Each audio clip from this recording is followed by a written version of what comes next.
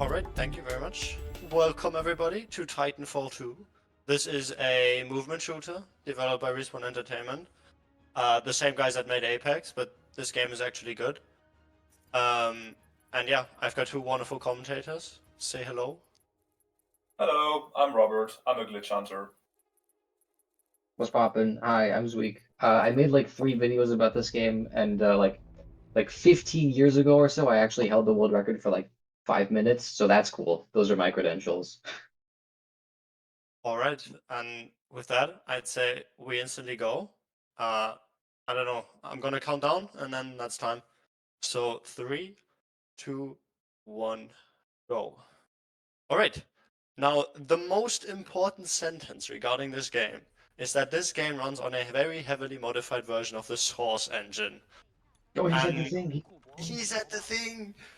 Yeah, that is actually a pretty big thing, because we have a whole lot of movement tech in this game. And yeah, this game is really hard, so in most movement sections, I'm gonna log in and let my commentators do the job. So yeah.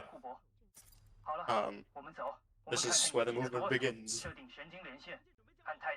Yeah, so Talk about S-Driving.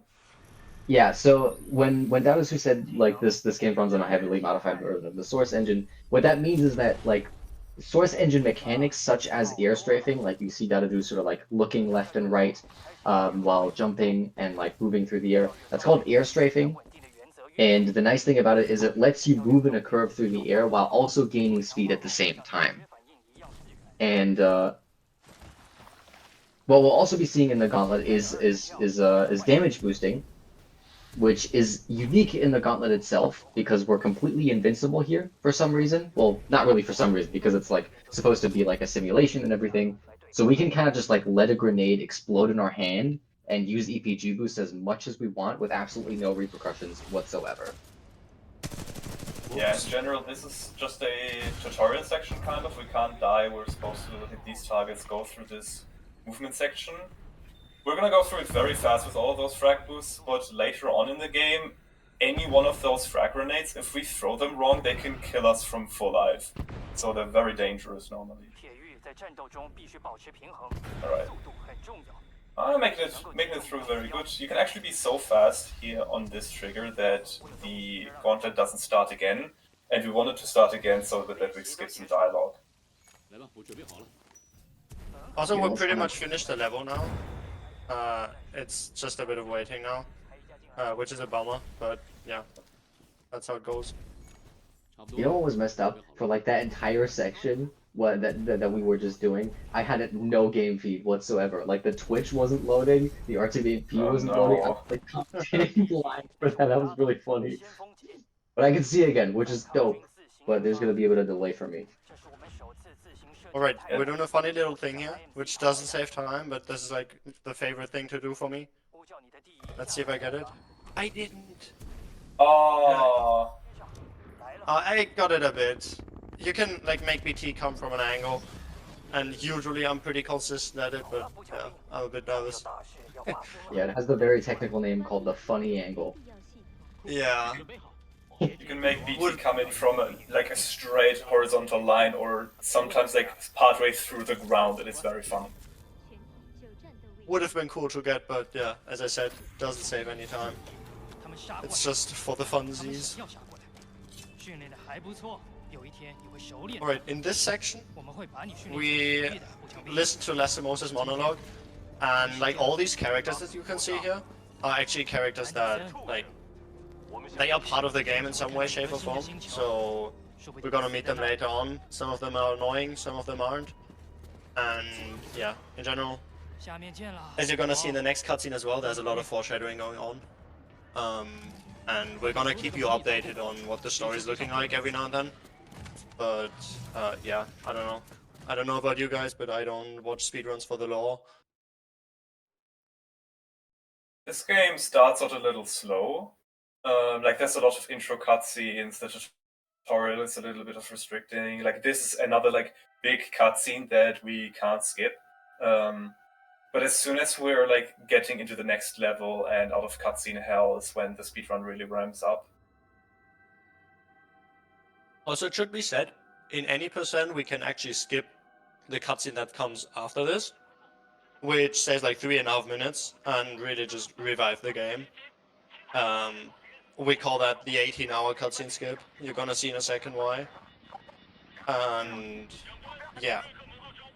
So far, story-wise, we are playing as Rifleman Jack Cooper, and we are crash landing on a planet because we got shot down and didn't know that there was like air defense. And we're fighting against the IMC and are being trained as a pilot by Captain Lastimosa, which you saw earlier, like when we were in the sim pod. But right now, we're actually still a grunt, so we also have what we call grunt movement, which gives us like the ability to do a very specific thing called a Super glide. Super glide, yeah, sorry. Where we can basically just get a slide and a jump at the same time. One of 3 times this happens in the entire speedrun. You may have heard the term Super Glide from Apex Legends specifically, where it works a little bit differently. But in Titanfall 2, we have like 2 spots in the whole run where we actually use it, and it's only when we're in this like weird little grunt movement sort of state, where we don't have a double jump and our jump height is like sort of reduced, and that only happens like 2 times in the whole run, like 1 time at the very beginning and 1 time at the very end. Yeah, we should also probably mention, as we're in this like notoriously long cutscene, 2 things. We're running on a community modded version of the game, specifically made for speedrunning, so these mods are legal. And among other things, you see this handy little speedometer in the center of your screen. It also fixes some issues that come with speedrunning this game that we can get into a bit later, and in general just makes the game a whole lot better. You can run this game on console unmodded, but you would not have access to quality of life features such as practice saves or being able to skip this cutscene. And skipping these cutscene mean that, well, the cutscene is just it loads a save state from after the cutscene, but the time that you would be skipping loading into that save is injected into your timer, so you're not actually saving any time, you're not gaining anything over a console runner without mods. This cutscene is like very long and annoying and right at the start of the game, but it gives us time to talk. Also, this right here is why it's named the 18-hour cutscene skip, but actually you couldn't hear that because we're playing in Mandarin, and the reason we do that is because it's basically the fastest language. It's 38 seconds faster than English, I think. And yeah, the reason why it is faster is because some cutscenes or some actions are tied to dialogue. So, for example, if the end level is just tied to somebody talking and they talk faster, you save time. It's as simple as that. So, yeah, pretty much everybody runs in Chinese nowadays. And yeah. I actually don't know when that was found, but yeah. Yeah, long time ago. Like the language differences are like is like among one of the first things that was like figured out when the game was being routed. Like pretty like when I started running this game like quite a while ago, that was already a known thing. Alright, lore-wise, our trainer Captain Lastimosa here is not looking too good, so we just shoot him in the head a couple times. That doesn't actually do anything.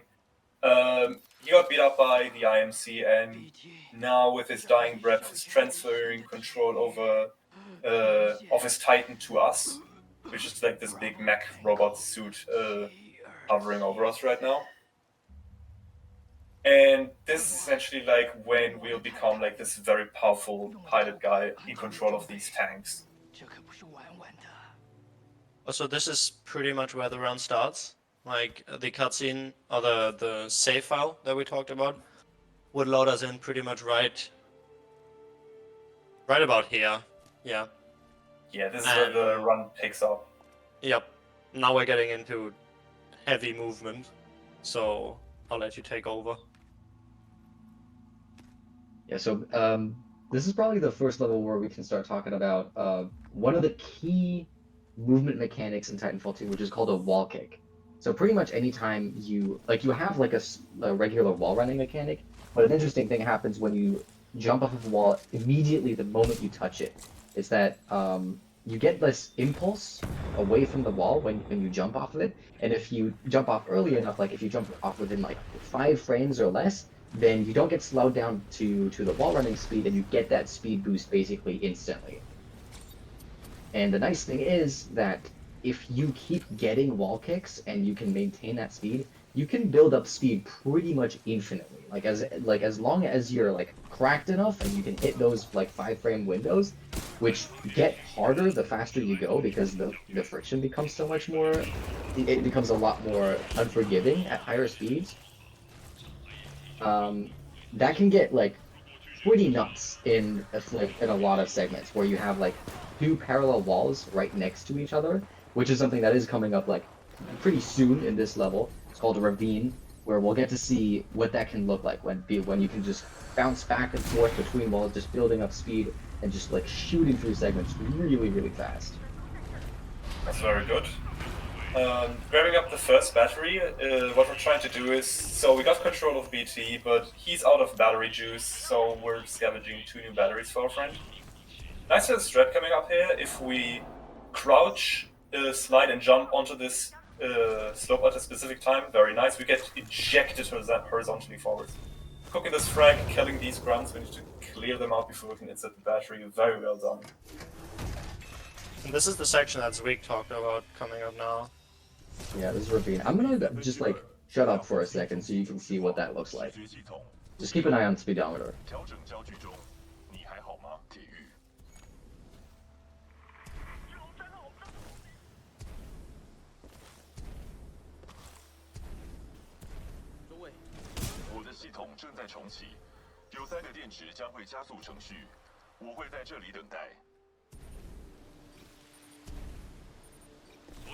Yeah, that was decent. That was pretty beautiful on my end. Like 77 is I think the highest number I saw. And the nice thing about that whole segment is that you can carry that speed over that like entire encampment, which is usually like a big combat section that you're supposed to like go through. And that's a big theme with this whole run, is that if you can go fast enough, you can skip almost every single fight that the developers put in. With a few exceptions, of course. But like it's really nice when you have a game where the progression isn't tied to having killed all the enemies all the time, so you can just go for like 99% of the game. It's really nice. Yeah, that is actually such a godsend because most fight sections are actually kind of lame or RNG. So yeah. Cool little strat coming up here. We grab the sniper rifle, bang bang on this robot-looking guy. Frag here, 2 shots on these, and clear them out beautifully. We did like a lot of work to get this strat done. We like picked up extra frags in some routes. Like we just use auto frags, and we had to pick up the sniper rifle as we're like moving through a previous section to do this. Now that BT is all powered up, we're gonna go into the Titan tutorial. So like lore-wise, he's like calibrating to us, and he's just like showing us all the nice toys we have now. So Titans are just extremely overpowered in the game, in the sense that only Titans are supposed to be able to kill other Titans, and you're also nearly invulnerable in a Titan. There's really no like downside combat-wise to it. Unfortunately, movement in a Titan is relatively slow, so we'll see not a whole lot of Titan movement. For now though, we're gonna get used to the Titan abilities.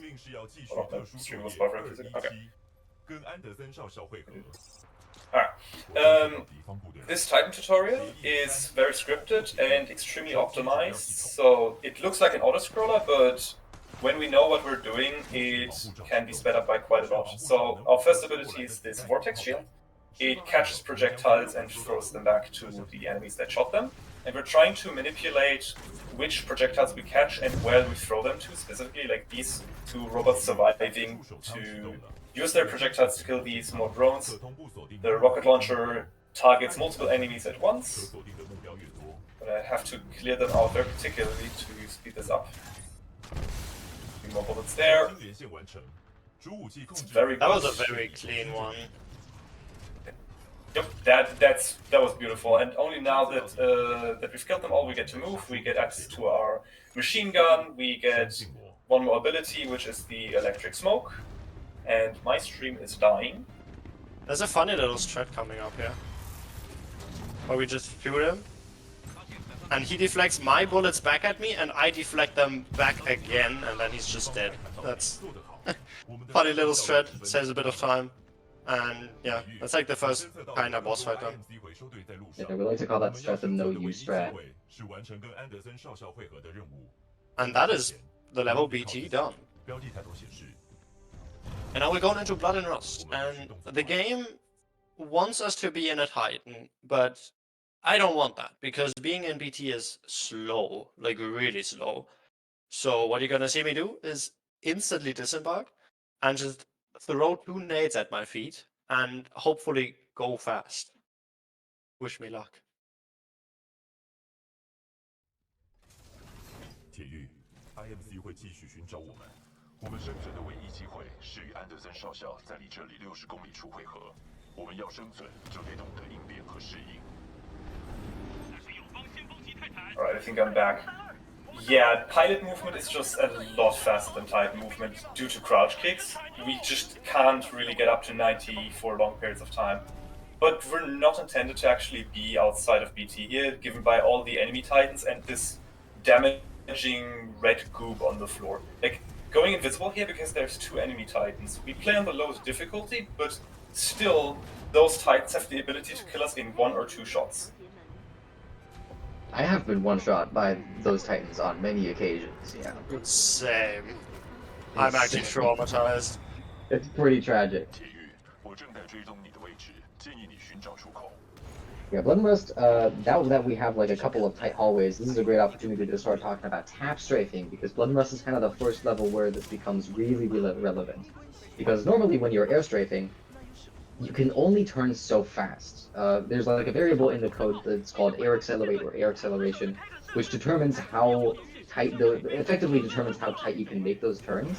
And by abusing a mechanic called that we like to call strafe lurch, pretty much anytime you jump, and press a direction right afterwards, you get a small lurch in that direction, and you can incur that lurch multiple times if you just press it fast enough. So when we come up to those like 90-degree little turns, what we are effectively doing is jumping and then spamming the direction that we want to go in, and that will always trade in a little bit of speed to make those tight turns.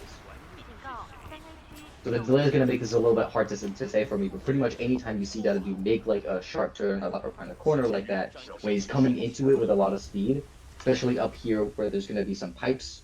I don't know how great this is going to be with commentating with delay, but there's like 3 little tap strafes like right after one another. So 铁玉，流量条件门挡住我，不是对你开枪射击，这会 yeah, pretty much right when I was a great example. Well, talk about Sludge Skip. Oh, Sludge Skip too, yeah.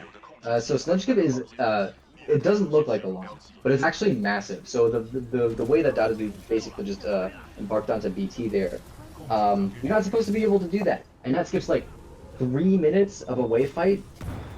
I think it's even more than that. Yeah, probably way more.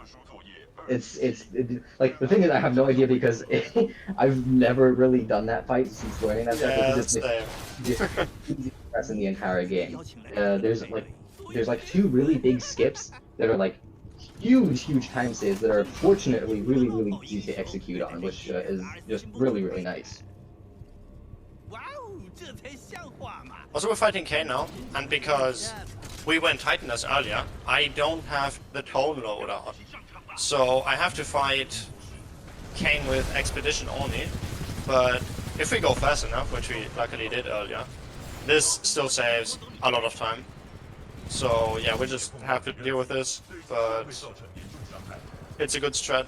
It's also a nice looking strat. Yeah. And to be fair, Kane isn't that slow. Also, can I please not die here? Yeah, that's Kane fight done. And okay, first of all, can we close the bid war now? Because we have like 2.5 minutes remaining. Yes, Okay.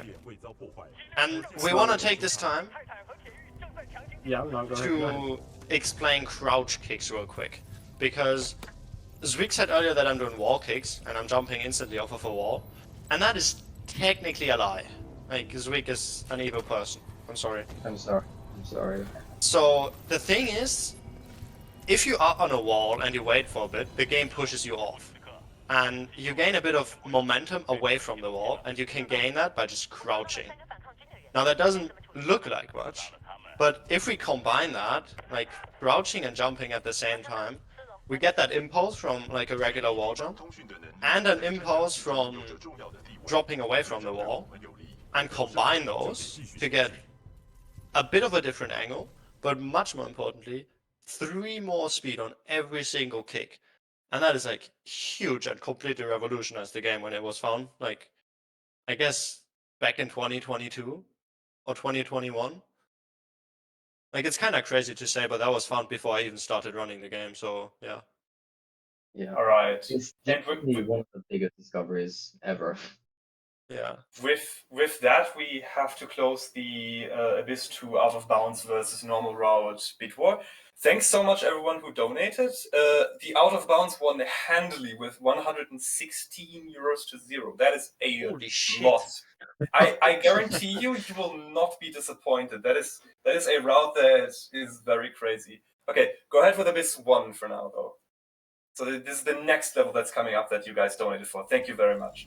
So in this level, the strats are going to become a lot more one after the other. So first off, gonna skip BT with a massive frag boost, gonna just try to cover as much, get as much speed through the entire level as possible. However, at the end of this level, there is a Titan fight that we cannot win as a pilot, not in a reasonable time.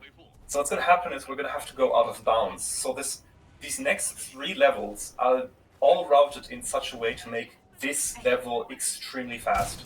So gonna go as a pilot through here, gonna attach to a wall. The game checks Cooper's collision with walls for every tick, but has problems doing so with other platforms. When we attach ourselves to one, we can essentially clip through walls. We're gonna have to land here to hit an essential trigger, otherwise the level softbox. Now, this Titan fight is supposed to be coming up, but instead what we're just gonna do is gonna take a bit of a risky route here. We can fall down in somewhat soft block. Above us right now is where the Titan fight would be. We're gonna hit this concrete block for 2 essential triggers. The screen's gonna go black. This is an intentional death warp because it gets us back in bounds to a position where the developers thought we were gonna fall down and just put us on safe ground instead again. So now that we're back in bounds, we're gonna hit buttons and then the level is gonna end. That is such a cool route, and it's revolutionized this level. So this button ends it deletes the kill flow of this level, and the next level starts. The IL record for this level has dropped by almost 30 seconds. So this is the level you guys donated for. And again, thank you very much. This level is an autoscroller. Or is it? Well, yes, but we're going to do something to make it less of an autoscroller. The reason this level is an autoscroller is due to an internal platform cycle that starts the moment you load into this level. So right now a few platforms spawned and they will take minutes until the first one that spawns reaches the end of the level. And the level is incompletable without the platforms reaching the end. For one, because the game will just crash if we try to complete it way too fast, and also because it would have been nice to get on the first platform, but yeah, that was not gonna happen. The stream died. Oh, so the stream died. Yep. Hold up. It seems to be on all our ends. Okay, I can keep talking a little bit. So this level is autoscroller due to the platforms. There is, however, we found a way to hit all the necessary triggers to make the level completable without actually needing to use the platforms to reach the end of the level. Real quick, is the stream actually dead? Because for me it says like it's not connected anymore. Yes, we're fixing that. Sorry, we can pause your timer, by the way, if you wanna take a minute. Okay. It's totally fine. There's so much to talk about this specific level. There's a few problems. For one, the route that we have or the routes that we currently have are humanly done slower. They could theoretically be faster than taking the platform, like we would reach the end of the level faster. But it's so incredibly difficult that no human has yet been able to perform this route faster than just taking the regular route. That's why we're saying not doing the auto-scroller is technically slower. There's a few different routes that have developed over the years, all with varying difficulty and varying time save. It was only recently, like a few months ago, that we've developed a route, shoutouts to Shill Spirit as well, that has the potential to be faster even as a human being, but it's just so astronomically difficult that no one's been able to actually get such a quick segment in one go yet. Let me know when stream's looking better, by the way. Yeah, I can also That would restart work my out. stream, but You might have to. Someone might join and give you some instructions if you want to actually like wait and not run because we stopped your timer, so it's only fair. yeah, I also paused in game and loaded a save. So Well, yeah, so you can actually show the incentive that people donated a lot of money for. Yeah, we're not gonna skip over it. You're just gonna. Yeah. I You're need just to gonna have change to. stream key again. I'm gonna remove the 1 in that case. Yeah, I guess so. If we have some time to waste time, I guess we can read some donos because we are absolutely being a money machine right now. Good point. Yeah, I would love to hear some of your lovely donations then. Cool. So we have 25 euros from Viz saying, Yo. hello, Viz here to give my support to all the Titanfall 2 homies. Abyss 2 Oob must happen, and I agree. We're trying our hardest. And that obviously went towards the Abyss 2 Oob choice. Then we have 25 euros from Phoenix, also towards the Abyss 2 Out of Bounds. Shoutouts to the Titanfall community. You're all awesome. And I agree. And then we have 2 euros. Hello, the texts have arrived. We have 2 euros from John Lastimosa, rest in pieces, saying John Lastimosa here, Dadadu, and Zwij should play more Mirror's Edge, which I agree. You guys really should. And we have right. 6 euros 90 cents from John Lastimosa II, saying shoutouts to Ty Lastimosa. And then we have 5 euros from Resonance saying go fast, Dadadu. It's so many familiar names. That's true. Crazy. Lots of people from the Titanfall community. Thanks, everyone. Which, by the way, the puts us shows up for marathon runs. Yeah, you guys are showing. Yes, you can detect stuff. Go ahead.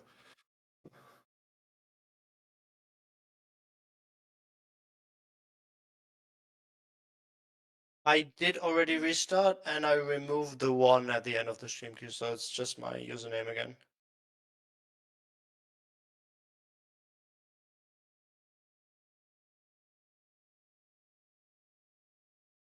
We do it live.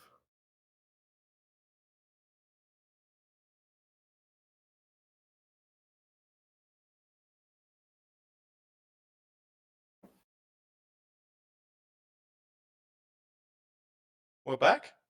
We're back. Hold up. I'm still trying to. We are. I see it on Twitch. That's effing Joe, dude. I think I'm back, yeah. I'll just go then. Yes, I'm back. Go for it. Alright. Timer restart. Thanks for bearing with us. Nice. So, Yeah, thanks for fixing. we decided in the spirit of a marathon that we would go for the easier but slower variation of the route. That is not the newest one.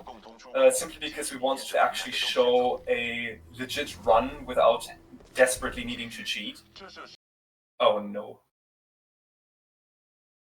It stopped again. It froze again. It stopped no. again. Oh, it did. Oh no. Oh no. Oh no. Never mind. I just thanked all the texts. Never mind. Come back. It happens. Boy. Online marathons are hard. That's totally fair. Shoutouts to Tech, by the way. Yeah, big shout awesome. out to Tech and all the Marathon Alliance techs who have been doing an amazing job. Yeah, thanks for just doing this, honestly. Yeah, absolutely. I mean, we had to make it up to you after rejecting you from Hackathon, so, you know. Dadadu submits, and I'm like, no, sorry. Phoenix submits, and I'm like, no, sorry. Zweek submits, and I'm like, no, absolutely not. So we had 3 Titanfall submissions and at one marathon, and we struck all of them down. Yeah. I will take this chance before Fabi comes back here. We have another donor. Sorry, we have 20 euros from John Bestie saying, it is I, John Bestie. Huge shout out to the tech team and the TF2 runners, 10 out of 10, which puts us at 988 euros and 90 cents. Please get us to 1,000 before Titanfall ends. It needs to happen over Sum of Besties. It needs to. Please get us over there. We are so close. Amazing. It's like 21 euros. Yeah, we can do it easily. Easily. I don't want to see us shoot even higher. Everything after that is just PB, you know? Exactly. That's true. Stream key is my name and a 2 now. You know, just change stream keys up until we find a stream key that isn't cursed.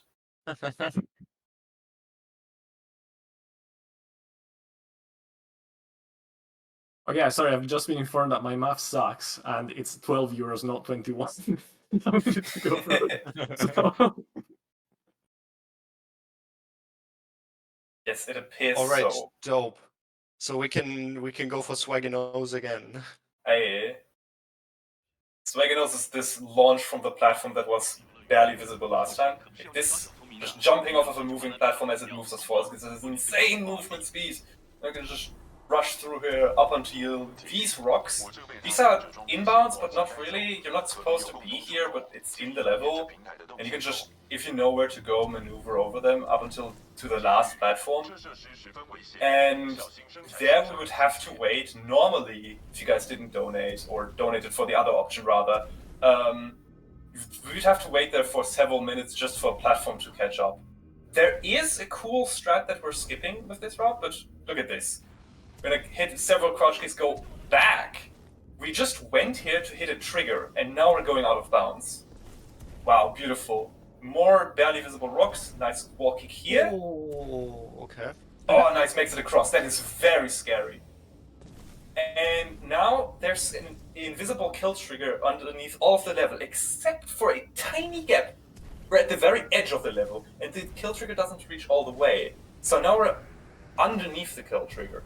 Every level in Titanfall is enclosed in one or several boxes, and essentially we're now at the bottom of the box. There's no just like visual geometry down here, there's just messed up visuals. There's several invisible or barely visible walls. It takes a lot of practice to get this down, but eventually you'll know where the walls are and where you have to go. So I'm gonna have to climb up a barely visible corner, gonna have to hit a few kicks to make it onto this floor-looking thing. To our right there's invisible walls, to our left there's invisible walls, to our front there's invisible walls, and above us there's a kill trigger. So we can't actually wall kick off of any of the walls and double jump because that would kill us. We can't strafe too far to the right because we would hit an invisible wall. All of that stuff is just, you have to just know. We've just made it past the platform where we would have to wait for several minutes, but we're presented with a new issue.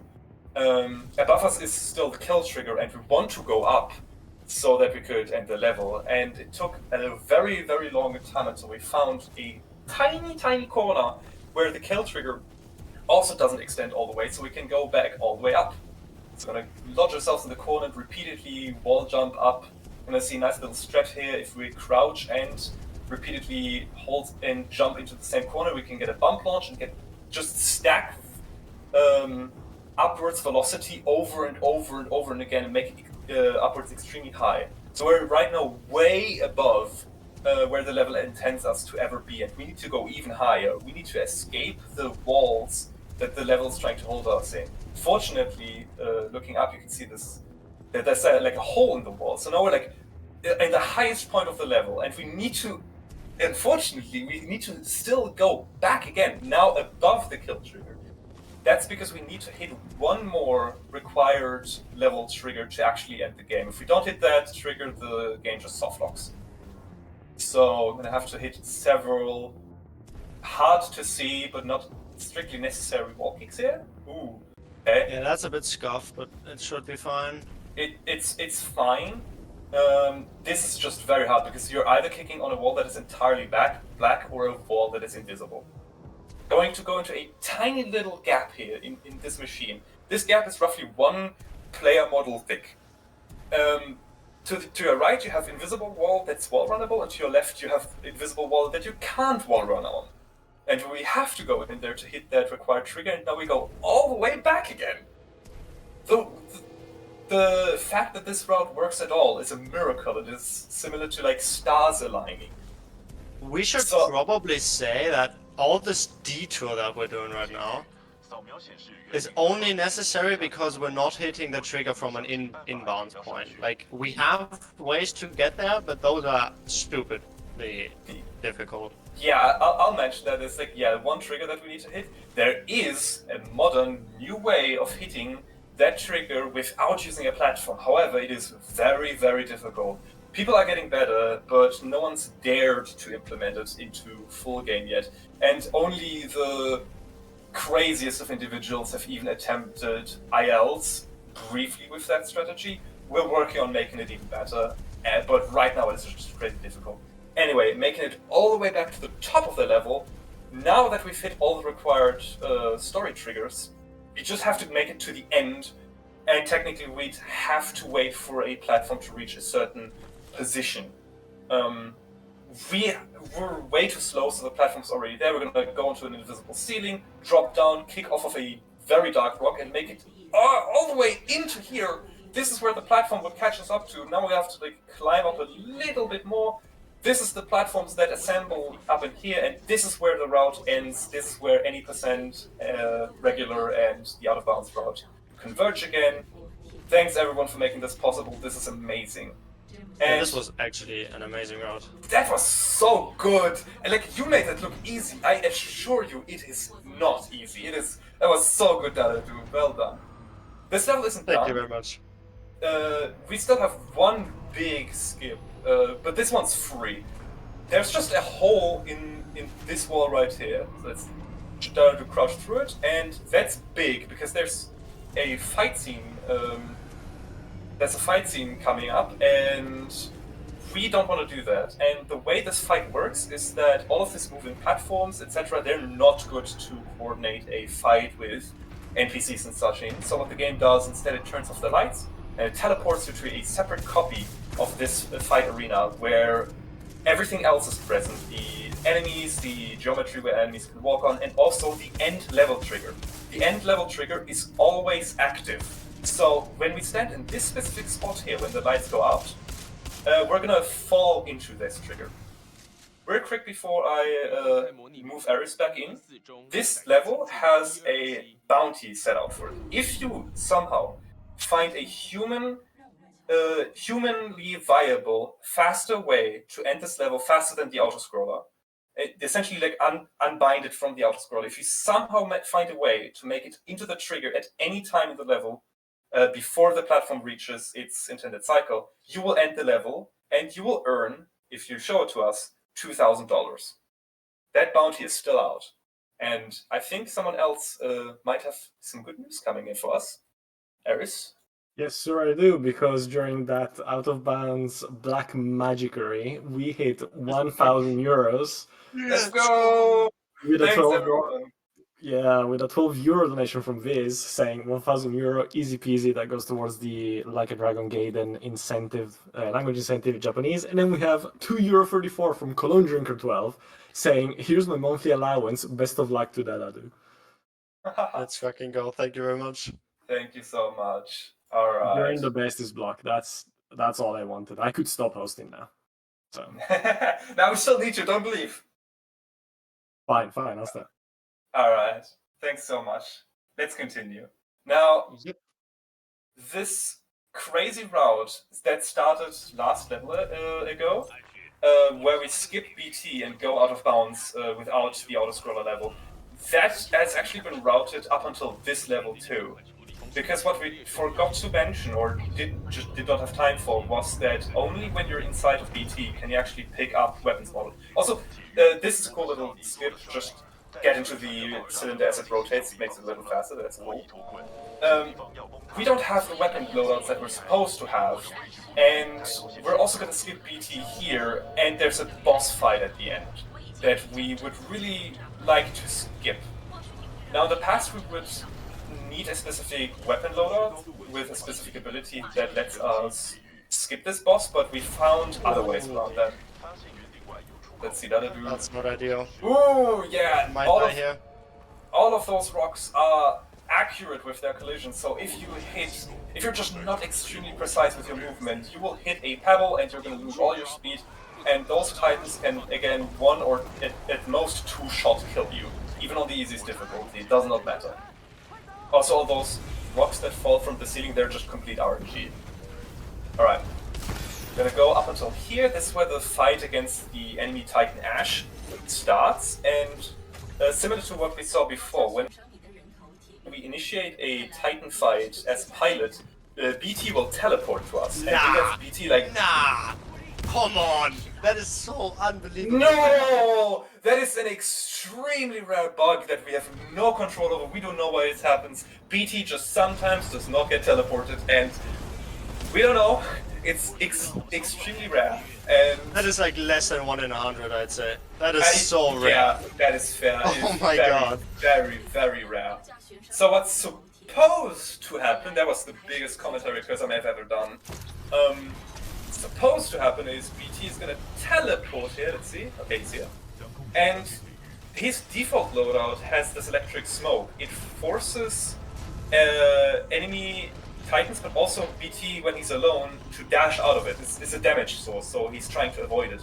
And underneath the door there's a movable floor, because you know, BT is supposed to be able to move through the area when the door is open. But he can also move partway into the door with dashing away from the e-smoke grenade. Then embarking into him puts us into the nearest spot where we can stand, and the door is, as it closes, not a point where we can stand. So we clip through, the end level trigger for this level is also always active, and we just end the level like that. That was very fast if it wasn't for that BT not spawning once. Quick little thing we do here is we load back to menu, because as you've seen earlier, we have 0 Titan loadout so far. And if we just go back to menu, I did load from new game, so as you can see, we can in fact load effect in cause 1. And you're gonna see later that the game just gives us every single Titan loadout. So yeah, that's a pretty easy fix to the issue of not having Titan loadouts. Because we will need like 2 of the 3 we skip. Because those are like the 2 most important ones in the game. So yeah. Yeah, it's quite helpful that you can just go in from the level select, because the developers always make sure that you have all the things that they think you should, even when you didn't actually pick them up. But Effect and Cause, which is, if you've played this game, you're probably like, oh my god, this is the level. This is the level where all, like, where you get... Oh! That's terrifying. That happens, yeah, one tiny mistake, you're too close to the frag, you're instantly dead. Luckily good checkpoint. Yeah, you can already kind of see, like, what's happening, and, like, the mechanic is being teased with you, how you're, like, sort of, like, shifting through time. That's actually, I think that's what the, like, developer internal, like, level, like, name for this level was just called Time Shift. I think the file is also just called st_time shift. Yeah, this level is unfortunately a very cool intro, very cool strat at the end. The rest is cutscenes. Yeah, you have a lot of downtime here, which actually, in my opinion, is actually a great time to talk about another movement mechanic, or rather like a kind of thing that we like to do. So when I was talking about tap strafing and strafe flourish back in Blood and Rust, like ages ago, I said that it's always like a little bit of a trade-off between maneuverability and speed every time. And that's because, like, every time you lurch, that is exactly what happens. Like, you get a little bit of maneuverability, but you lose a bit of the speed if you go fast enough. So, if we're not tap strafing, we usually want to avoid strafe lurch. And the thing that's a little bit unfortunate is that if we jump and then we want to strafe in a direction, that includes hitting a directional key and incurring a lurch. So, we've sort of, like, developed this entire, like, set of movement techniques that are called that we just like to call no lurch movement tech, which is just a way of you basically holding multiple directions before you jump and then letting go of all the directions that you don't need after the jump. So you get a strafe direction without pressing a movement key after jumping, so you don't get a lurch afterwards. So for a double jump, for example, we will hold left and right at the same time during the jump, and then let go of left or right depending on which direction we want to strafe in after the jump. And for a wall kick, for example, we will hold forward, left, and right at the same time, so holding 3 movement keys. Because in order to gain speed from a wall kick, we do actually need to be holding forward, and then we let go of everything except for left and right so that we can strafe afterwards. Oh, I missed the zip line. I Trying can't to catch believe that zip line midair. That's such a marathon run thing. It really is. That's unfortunate. But yeah, as we're talking about Lurch's movement, is actually like Lurch's movement is one of the most important things in the game.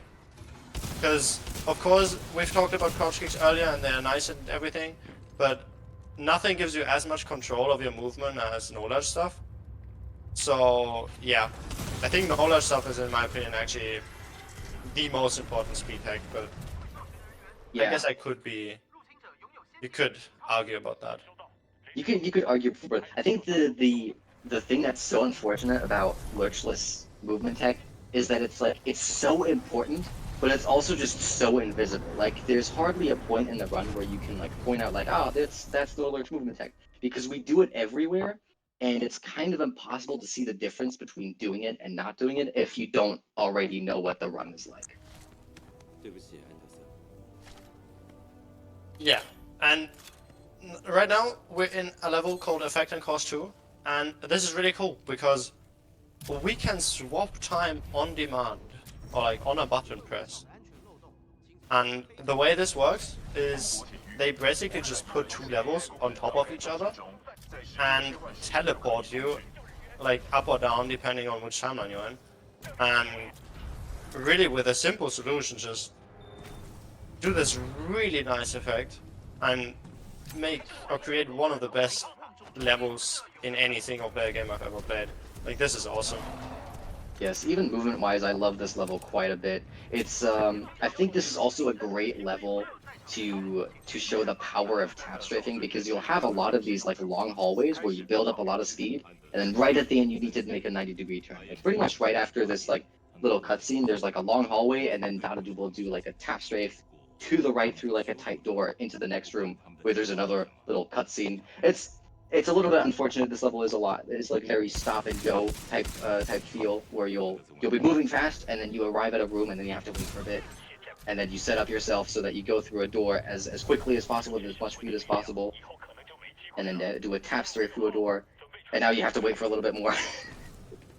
Yeah, those waiting sections make the game like make the level a bit annoying, but yeah, overall really great level. Especially because the end strat coming up is really nice.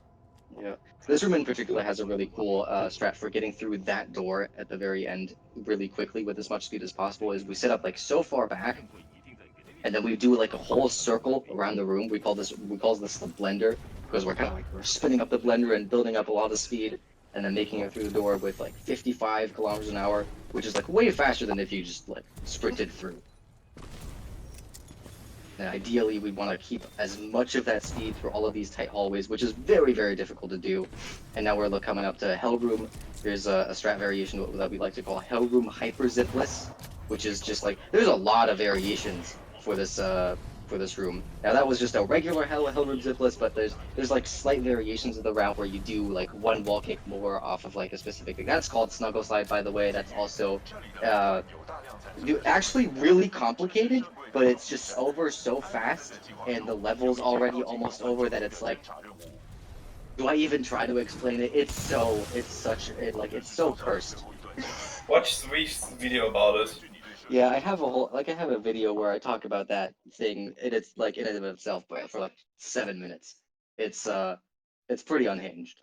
It's wild how that works. Yeah. In fact, because 3, also really cool level, extremely short, the shortest level in the whole game. You can like, with IL timing, it's like less than a minute. The only thing that makes this level a little bit longer is the fact that after you actually finish all the gameplay, there's a pretty decently long cutscene at the very end where BT just kind of like does a little bit of exposition at you. That's a fan boost, by the way. That's also really dope. That like you, it's so funny how the developers thought if you jump into a spinning fan, obviously the logical thing to do is just shoot you out at like the max speed, like I think 90 kilometers an hour. That is like the damage boosting like max speed. It just sets your speed to that, which is just so funny. This is also called ship skip, where you skip the ship, evidently by the name. Crazy. Yeah, really hard strat as well, by the way. It's there's a couple different variations of that. I think the first variation of that goes, I think, to the right and does a walking off of like this tiny little cylinder. But luckily we found a way to go around the left side, which is a little bit more forgiving. But it's all hard. It's all just so damn hard. This game in general is very hard. And also the 3 levels that were coming up now. Not the first one, but the next 2 afterwards. They are very, very difficult. But also very cool, so I'm looking forward to that. It is the hardest speed run I have ever done or tried myself. But it is, at the lower level, it is extremely enjoyable. So yeah, that's a cool thing about the movement. Like, you can be really good at the game, and it's absolutely amazing. And you can also be like completely new, and it's still absolutely amazing. Like the movement is just so smooth, and it just feels awesome. Yeah, you do not need to go for all the hardest strats immediately. Just a quick little lore update. The start of this level is a little bit slow and a somewhat dialogue scripted autoscroller. We've crashed landed on the planet and everything and fought our ways to meet up with the guy hanging from the ceiling with the tiny whiny device. He's dead, but he was infiltrating some magical weapon thing, this glowing orb from the last level. The evil guy's faction is trying to blow up our home planet, and we think that's kind of mean, so we're trying to stop them. But we need to contact the home base, so that's why we're here. This beginning section, you see Dadadu skip ahead of BT and kill all of those robots attacking this outpost-looking thing. And what's happening right now is that Dadadu essentially filled out a checklist of things to do before BT is trying to talk about what to do. And when BT gets to that, he's essentially like, oh, well done, let's go there. And it starts to play the dialogues out of order, or rather play them overlapping. And we've just initiated like the end of the level pretty early on, like that. It's a very cool strat, and you're gonna hear very weird dialogue, like Captain Cole, I think, just saying how they're being attacked, even though they've already opened the door up for us. We're gonna place Also, if you embark too quickly there, by the way, this is cool. Oh yeah, just if you embark too quickly, the game just crashes. BT right there was dashing away from a ignited flame trap on the elevator after we've activated it, gotten stuck, and when BT needs to reach a certain location, like this one specifically, and he can't actually reach there, he teleports there. That actually saves time, legally speaking. It saves less than a quarter of a second. Audio cue. It's not an audio cue. Oh, never mind then. I thought you used audio cue here. Visual cue coming up. Everyone be quiet. Everyone close your eyes. Only Dadadu. Stop looking so that you can see. No, it's just trying to make it through this door as early as possible. That end level trigger activates as soon as the elevator reaches the top. So all of this dialogue is theoretically skippable, but we don't have a way to do this. Okay, you take Beacon 2. Oh, Beacon 2. This is like the most. This level is historical, man. It's like the most competitive IL in the entire history of the game because it's just like 1.5 minutes of just pure movement and nothing else. It's like one of the levels where the invention of crouch kicks, or rather the development of crouch kicks, has changed it at like the most, or like has like really changed how incredible this level is. Like that little frag boost across the gap, that was called Killer Skip, and when I started running this game, That was like the hardest strat in the game for the longest time. And crouch kicks have just made that thing like so much more viable for like so many more levels of play, and has just unlocked in general like such a different just level of play. And Beacon 2 is just a really great example of how far this game has come in terms of how optimized it is. It's like the most optimized level. Like it's all about those little micro adjustments and all those like micro movements, because like every like hop is placed so precisely in this level. Like it's just absolutely unhinged. Not getting a new little strat would have been cool. We can fly through this unintentionally fast. Didn't get it yet. You saw Dadadu like frag boost over several locations, just skipping whole like chunks of the level. That was very clean. It was a very, very good Beacon 2. This level is difficult. This level is it's so beautiful to watch when it's done well. It's just a joy. It's just a joy to look at. Visual ASMR. Oh, absolutely. Now, the reason why we're here to establish communication with home planet or whatever doesn't work, because these guys need to repair their communications stuff. So we got this storytelling device. No, this story gun here that just activates things. Story gun. Story gun. I don't know how to explain it. This is literally just a lore piece. It doesn't exist in multiplayer. It just turns on and off things. That's all it does. And it's a glorified light switch. It is literally that. It's just a gun that turns on your lights. And we just spent that entire level to get that thing. We're gonna turn on a way oversized fusion reactor with this thing. Also, they tell you to leave this area as soon as possible. But it doesn't actually matter. Like, you can just go in there and start a family, settle down. You will never die. You regenerate health too fast. Yeah, you can leave your computer for 30 years and come back, and Cooper will still be waiting there, pretending to die. But he's fine. So we're gonna make another attempt to establish communications, and it is going to fail, and then we're gonna have to go out and fix it. And that's when a lot of cool things gonna happen. Yeah, one of those cool things is something called moon boots. So basically, because we mentioned earlier, we have a loader called Brood, and Brood can hover. And now during that hover, you're not supposed to disembark. However, if you're wedged in a corner, you can disembark. And when you disembark, you're gonna see that the gravity is just reduced. Now that might sound weird, but you're gonna see in a second, because right here, I can wedge in this door, like that, disembark, and now I'm like floaty. Like you can see, my jump is just way higher.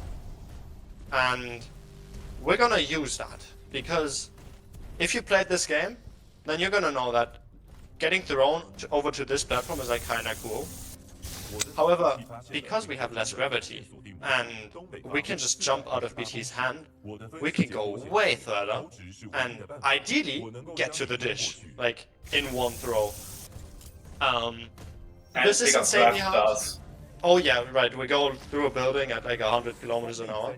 This is very hard, so I'm gonna give this at least 3 tries.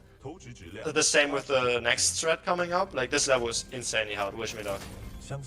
Yeah, good luck. This is insane.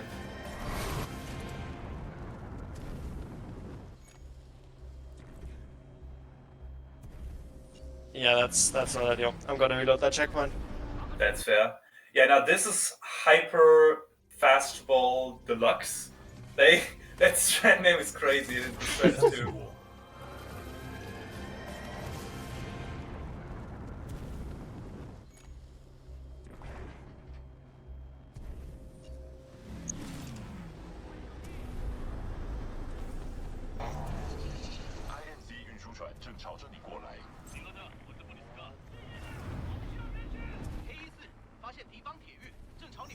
Yep, that's it.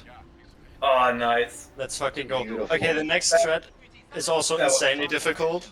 Yeah, it does not get easier from here, folks. Also worth pointing out, the faster you go in this game, the the less you can turn in the air. So that's just about as much as we can turn. So this is the return.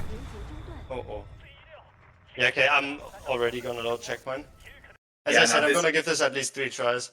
Because, This is yeah. also extremely difficult.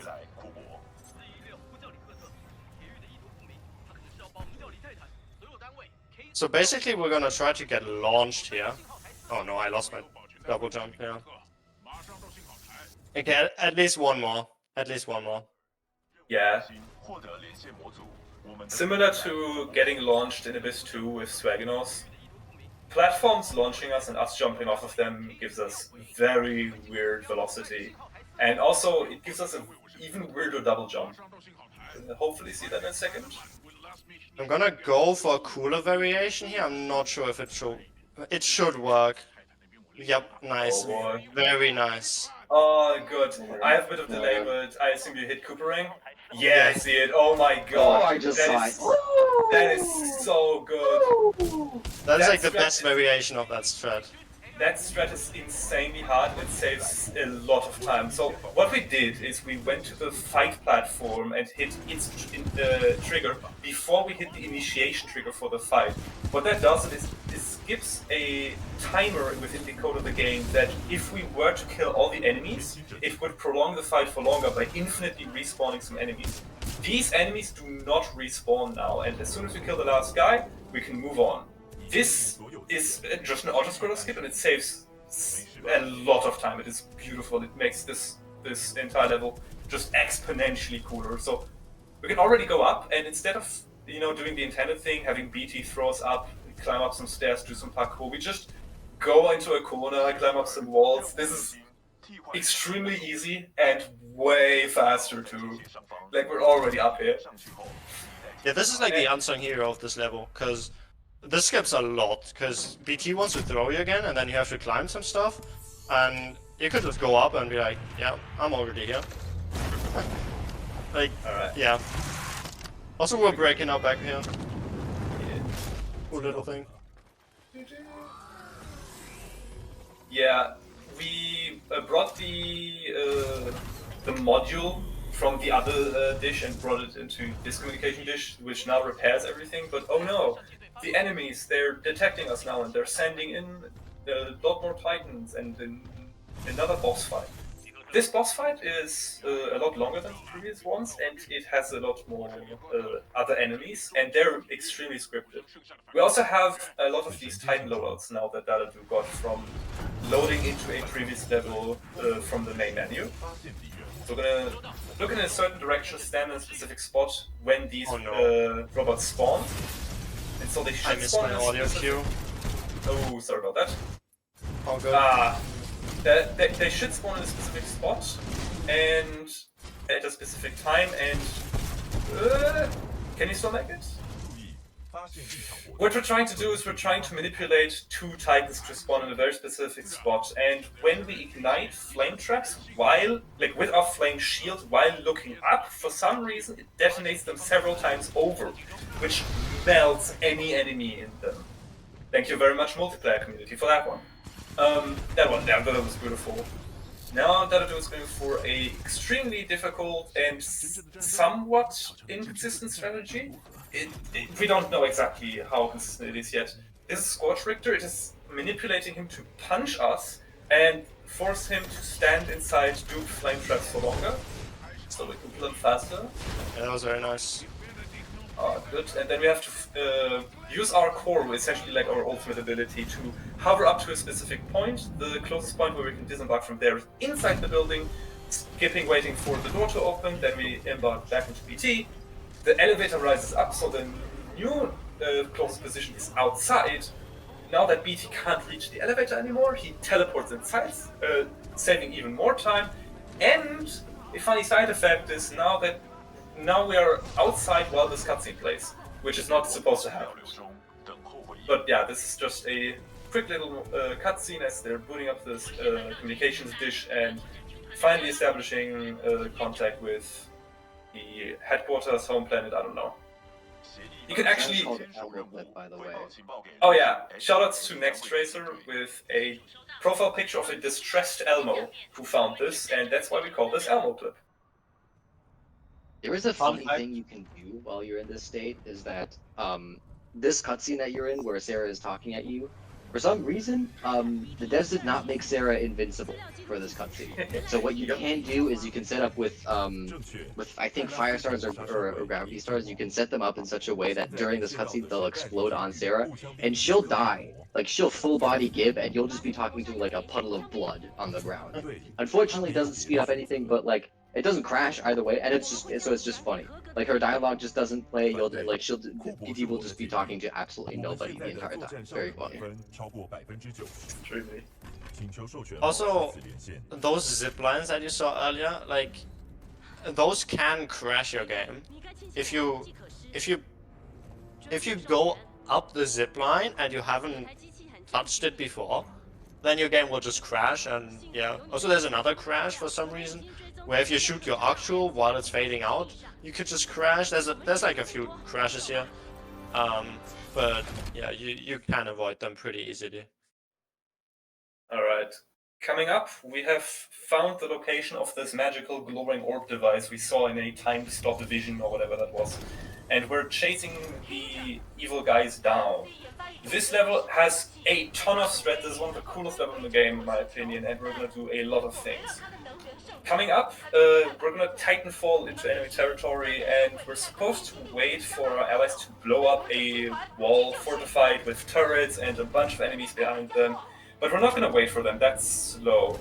The turrets are supposed to kill you when you approach, but we're on the easiest difficulty, which reduces damage. We have the sword block ability of the Ronin loadout, which reduces damage. And when you're looking down or away from a damage source, it also damages you less. So that allows us to briefly survive the onslaught of turrets that we're running through.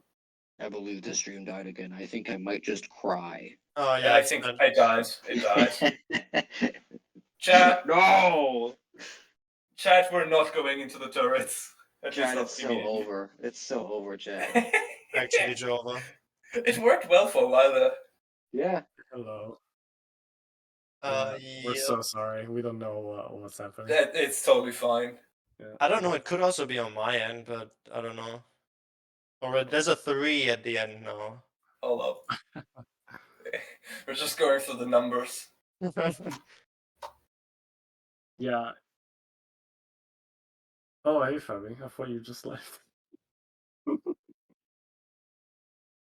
Yeah. Alright, dope. I'll actually reload checkpoint so you can see what I was doing. Yeah, I also believe that this will now fix some delay. So, we're gonna actually also disembark in the middle of the turret fire. For some reason, BT just gains a lot more core when Cooper's out of him. We're not gonna survive very long as a pilot, so we're gonna instantly embark into him again, but that's already enough to fully build up our ultimate ability. Then we're gonna go through the wall, because the collision is always the same. Never expects it to reach the wall before the turrets are down. We're gonna activate our core and immediately swap the loadout so that we have the wrong ult on the correct loadout. And what this does with Flight Core is that it's supposed to give us this rocket launcher for a short period of time, but since we're on the wrong loadout, it never takes it away. This old rocket launcher with infinite ammo, we're not supposed to have still, but we do, and we also have the very high DPS Scorch ability, so we can now just melt through all of those enemies, which would normally take a lot longer than that to kill. We have to kill a certain number of enemies for this door to open. This level is an escort mission. We're trying to bring our commander Sarah Briggs up this hallway to an elevator, but she is bloodthirsty and she will kill or attempt to attack any enemy that's in her way. So we're trying to kill every single enemy that could possibly be in her way beforehand. So we're gonna have to kill this guy. Gonna have to kill that one more replay so much. Oh my god! At least she's quick. Now we're gonna disembark. What's gonna happen is that there's the Titans that would be coming up. They're spawned with a physical trigger that if we go as pilot, we can just avoid. Not spawning in these Titans, Sarah's just gonna run through the end here. Very nice. I'm gonna already have to pre-explain the next strat. We're gonna have to hover ult and then regular hover, which has a different time, but both just have a different duration, but both essentially hover with BT. When the first one ends, we're gonna be in the hover state, but we're gonna land on the ground, which allows us to disembark, giving us moon boots. If we disembark at a specific height and position on the elevator, BT will clip into the floor, and that makes him not be able to follow us, and we also have moon boots. This next coming up section is called Lone Wolf. We're gonna go speedrun through a horde of titans. Extremely difficult. Again, all of those have the ability to one-shot us on a bad day, and BT, if he were to follow us through it, even if he's a titan, even if he's difficult, he would be melted by all of those enemies. So when he dies, the level ends, we have to clip him into the elevator. Beautiful run through all of those trees, very, very fast. Oh. This is so stressful. This North Star has the ability to melee us, which will always one-shot kill us. Come on. Ah, almost 100. That was so good. Yeah, if I didn't side jump, that was 100. That was very, very good. That made it look way easier than it is. This is a very hard strat. Yeah, Now, it's ridiculously hard. It's supposed to play out more dialogue after this cutscene here, but the devs did not want you to go onto this ramp and see some bad geometry, so if you do, the level just ends prematurely. Very well done. That was such a good level. Another menu here to get more Titan loadouts. And now we're on to the shittiest level of the game. Yeah, I like the fact, Rob, that you said, well, that was such a good level, because coming up is the worst level in the entire game. This level sucks. I hate it. This is the worst level. It's the coolest level casually, I think. Sorry, you can talk about this. Yeah, it's pretty cool casually because it's just like a really cool set piece, but in the speedrun, there's just so much stuff that can go wrong, and like it even starts off with like a really long cutscene, which is honestly like a great time for donations, honestly, because this is a bit of a long sequence.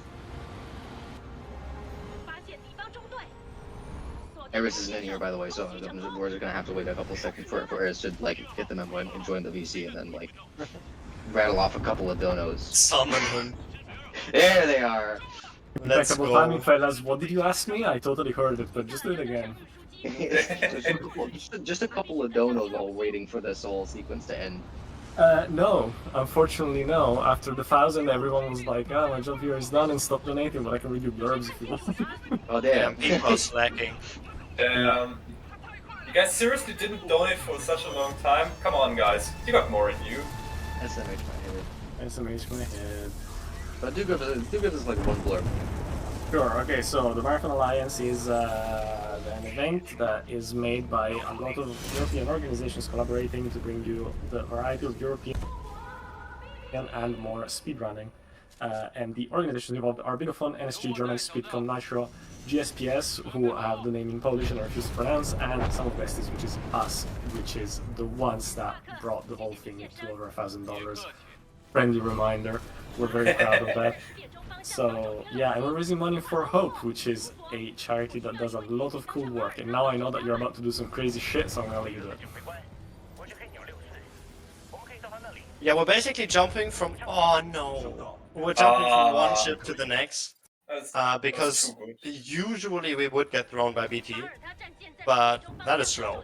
So yeah, we try to use a frag boost, but yeah, this trick sucks. Thank you, Eris. Yeah, thank you, Eris. Okay, there we go. Yeah, it's a bit random because the ships just move randomly. The funny thing about this skip in particular, it's called Barker skip. The fact that Dadadu just did that, just cursed the rest of the level because this is like the skip that this skip kind of like triggers everything, like everything to be cursed in this level and everything to be really glitchy. Because well, the main thing is for the rest of the level, BT's hand is now glitched, where if you touch it, you will crash the game. Because the game thinks like, oh, you should go into his hand so he can throw you. And if you don't do that, then the game, like, or if you touch it later when the game doesn't expect you to, it doesn't know what to do, so it just crashes the game. So next time we meet BT, we have to like, stay the hell away from his hand. This whole segment is also kind of funny that you can skip the first two guns here. You only have to clear the very last one, and that's the only one the game checks for. which is like a thing that's very easy to forget as a runner because you're just kind of like, oh, we're moving and we're killing all these guys. By the way, the 6-4 coming in here. Oh yeah, go yeah, ahead. we can soft lock here. Like there's a soft lock where one of them just floats off into the distance and is never seen again. Yeah. There's like a whole bunch of soft locks. Yeah, anytime there's like something silly that can happen in like a spot, we'll be sure to mention it. Because that's just kind of like the only interesting thing you could talk about in this level, because like really speedrun wise there's not a whole lot going on, but there's just so much that can go wrong really in this level. Like here's just a big fighting sequence that's not like the most interesting thing in the world, but you just kind of need to clear all the enemies so that the 6-4 can get to the end as quickly as possible. Because similarly to Sarah in Trial by Fire, they will just like shoot at everything, and if you don't kill all of the enemies that they don't know how to deal with from the get-go, that they're like scripted to kill, they'll just get caught up on them and just spend a lot of time getting stuck on them. And sometimes they'll even get caught up on earlier enemies, and usually it's just like one of them that gets stuck or like caught up. So like they'll be like coming up. But the Gates is not looking too hot right now, honestly. There's two of them. Actually, these guys are just having a stroke, man. They're just having a good time. Like he's just already there, and all of these 3 guys are just having a stroke. Yeah, it's Anyways. really funny when they're just like so delayed, all of them. Yeah, we're breaching here now and trying to get up to that console, and that is like a big problem, because we don't need to kill any of these guys, but the console just has the ability to soft lock you. It has the ability to crash you. You can get into an infinite death loop. Yeah, it's not ideal. And then adding to that, BT comes, and then his hand can crash you. So there's like 200 different ways to get completely, yeah, rolled by the game here. This console is like the most dangerous enemy in the whole game. And the funny thing about it is that like stuff like running into like this death loop or like crashing the game is something that happens rarely enough to where every runner has like their own like set of like voodoo, so like their own ritual that they do that they say like for sure avoids the crash. But the thing is, no one really knows how it works, so no one really knows for sure, and it happens rarely enough that it's really hard to actually test for anything. So everyone just kind of has their own thing and swears that like, no, like for real, I haven't crashed in years, for real. And then they crash like 2 months later, and it's like, oh, I guess that didn't work. Also, we're doing Viper fight right now, which I guess we kind of talked over. But yeah, we use a glitch to just completely melt him. Like we damage him so fast that we don't even let him complete all of his scripted movement, and he instantly goes into phase 2. Yeah. Yeah, we do that with a strat called Snake Slitter, which I actually know exactly how it works again, but the result is that when you aim down sights, you shoot multiple little pellets, and usually those have a damage reduction. But by doing some funny shenanigans, you can actually get rid of that damage reduction. So you basically just shoot full damage pellets, like multiple at the same time, and it's just insane damage that you get with that. Yeah, and also, you might be wondering now, what the hell is going on with this guy? So, the thing is, the engine of this game can't actually handle a map size this big. So what they do is they have like a moving box where you're supposed to be in, but by doing the fight too fast, and then getting picked up by a Viper and getting dragged onto the other ship, we actually exit that box and we're just out of bounds. And what you just saw me did there was a mantle clip to get back in bounds and finish the level, because otherwise we would just get dragged along with an invisible wall and die. Like that's another cool hard moment. Yeah.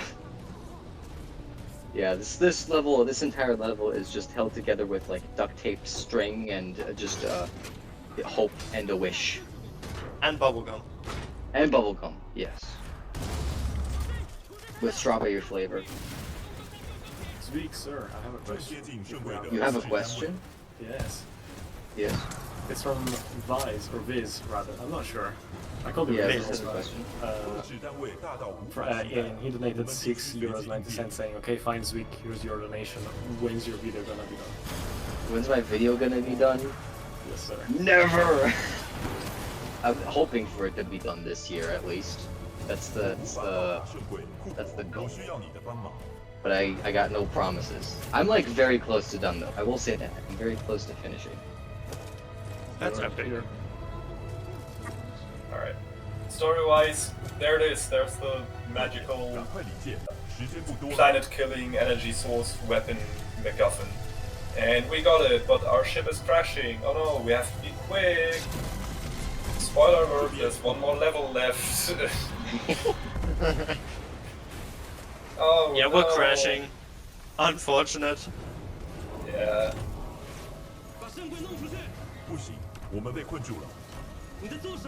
Yeah, this is like the final like big stretch of cutscenes, where this level ends with a somewhat big cutscene. Like after killing Viper, essentially, that was all just like light moving around in the cutscene, and the next level starts with a fairly long cutscene as well.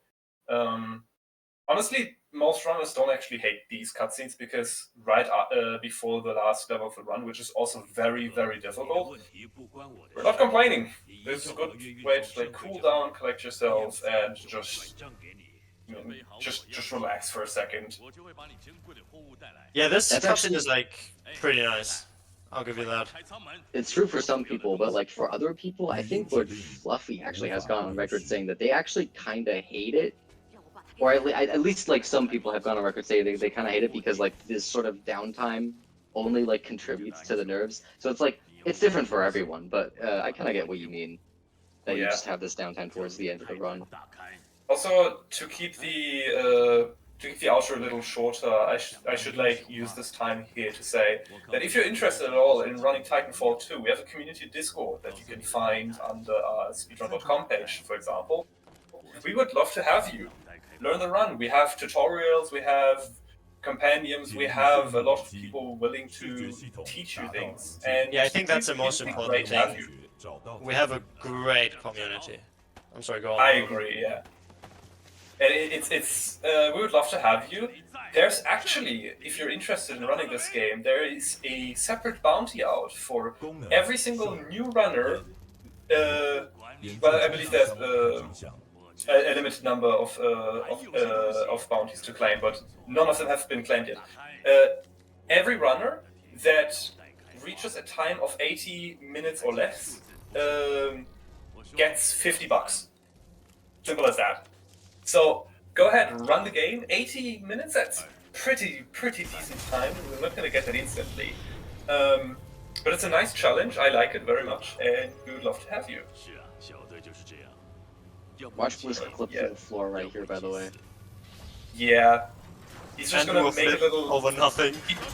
He just flips over nothing, and then he's gonna run off to the right and goes into the whoop floor right there. I love that so much. It's so funny.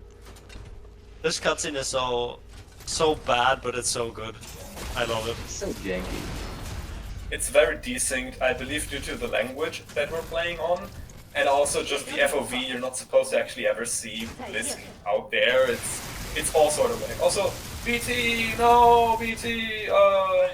It's so sad that BT's BT dead. dies here and we never Damn. see him again. Yeah. Rest in peace, BT. He's surely dead. Anyways, we can do a skip here, which saves like 5 seconds, because by going away from BT and like you don't have to go into the fire. I'm gonna go close. He just starts talking quicker. It's kind of funny. There we go. That saves 5 seconds. Easiest 5 seconds of my life. For real. But yeah, we're getting the C kit now, which stands for Survive, Evade, Resist, and Escape. And in there's a few goodies, I might say. First of all, there's a knife, like one of those hacking knives, which we already have for some reason. Like if you look at my belt, it's already there, but we just put it there again. Then there's an aimbot pistol, which for some reason we only get now. And there's the data core, which is basically just a backup of BT. And spoiler alert, we can put that into a different Titan and like make BT come back. So I thought yeah, he didn't come back. I thought it was over for him. yeah, I'm sorry, I lied. Also, Super Glide. We're a grunt Oh, yeah. here. But yeah, we mentioned like there's right at the beginning and right at the end of the level. This is the end of the game where you get to use it as 2 super glides actually, because we're in this like funny little grunt state of grunt movement state again, where we don't have a double jump and we have sort of like reduced jump height. Which is also interestingly like if you die in this state, you get soft locked into it. Like you don't get your double jump back at all. So like if Dadadu were to fall into any of those gaps, which honestly is a little hard to do, but that they would soft lock that way. Yeah, but that's actually not even a speedrun thing, right? Like that can happen in a casual playthrough. Yeah, that can totally happen in a casual playthrough. Yeah, for sure. Alright, maybe I can talk coming up about the strat that we're gonna have. We're gonna call down another Titan chassis with its data core removed, and we're gonna insert BT into it, so he's gonna come back. But we don't care, we're gonna leave BT behind. We don't like this guy, he's slow. There used to be a route that was way hardened to very RNG, where we're just not embarking to BT, but we have actually found a way to make this consistent. And yeah, this is still extremely difficult, but as long as we have the movement down, it is consistent. So we're gonna climb up on a couple of rocks, skip the spawn triggers for the Titans ahead of us. So now BT can chase us and there's just no enemies for him to die to. We're gonna have some very, very awful crouch kicks here. This geometry is very hard to visualize. It is not accurate to the visual geometry. We're gonna go all around that mountain. We're gonna have to climb up this other rock face here to skip another Titan spawn. This one would be spawning right in front of the door that we want to climb over, and he has the potential to kill us, so we don't want that to happen. We're gonna go at the top of the door, which wrongfully triggers it to open, and allowing us to go through the top. Very nice. And the rest is just us going to the boss room. All of those grunts here in this long hallway section have rocket launchers, and they can actually kill us on the easiest difficulty, which is crazy. Why did they do that? I don't know. Beautiful Enemies section. that actually shoot in a shooter? That's crazy. No way. I think we're on the easiest difficulty. That's true. Anyways, we're going to the final boss now. This boss fight is cool. It's like split Actually, into waves. I would argue this is the second to last boss fight that we actually do in a particular way to unlock the final, the secret true. final boss fight.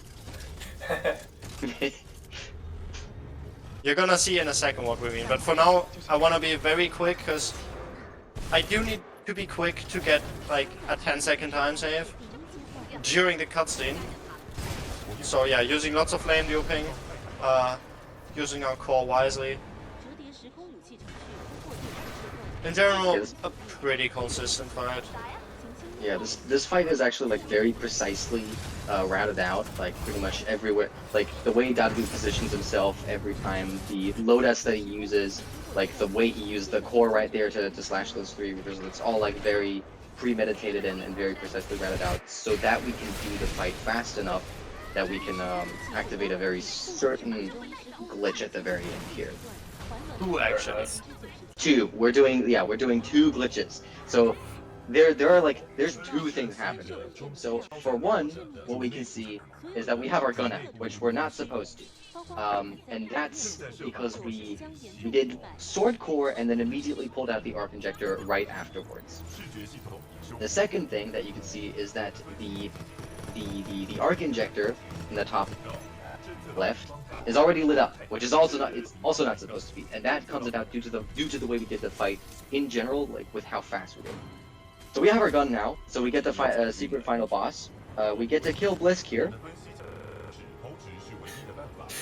That's called It always Aim looks Shot. so funny. So that was the final boss. Apex is now no longer canon.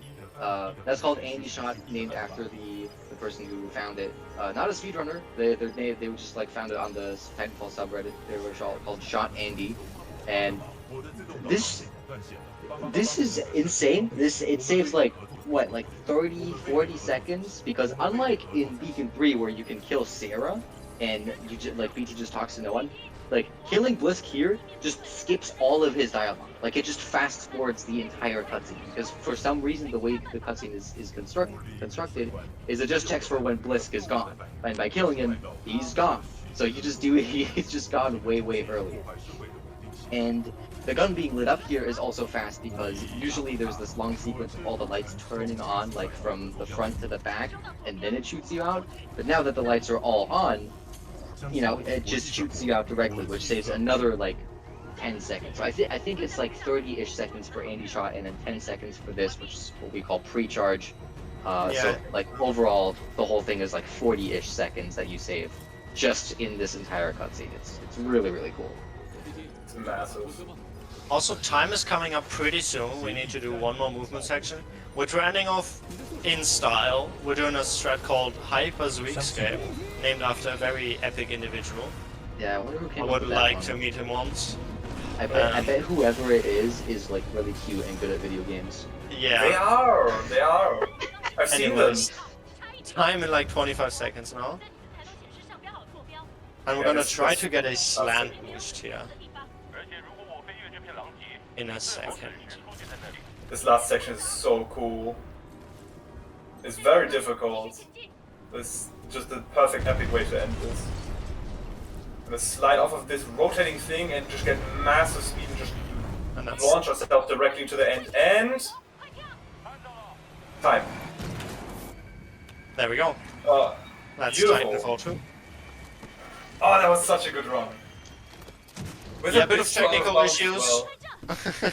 Yeah, it's true. Pretty nice run, yeah. Other than like second try Barker and BT not spawning there in this 3, that was a very, very clean run. Wow. Yeah, that was really good. Can you believe that we just beat Titanfall 2 in one sitting? That's crazy, yeah. Like, that's wild. That's wild. We just did that, for real.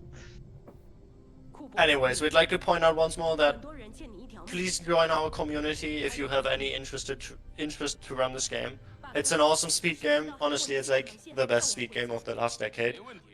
The skill ceiling is pretty much infinite. Like, Clip and I have been pushing ourselves over the past half year, and we are not finished yet. Like, this game is awesome. And also, if you're new, just play the game. The movement is always fun, no matter the skill level. There's friendly people everywhere.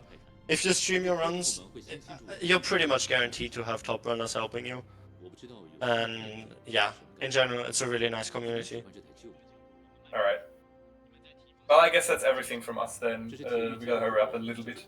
Well, thanks again to the marathon. Thanks everyone for coming and donating. It was a lot of fun. Yeah, definitely. Was a lot of fun.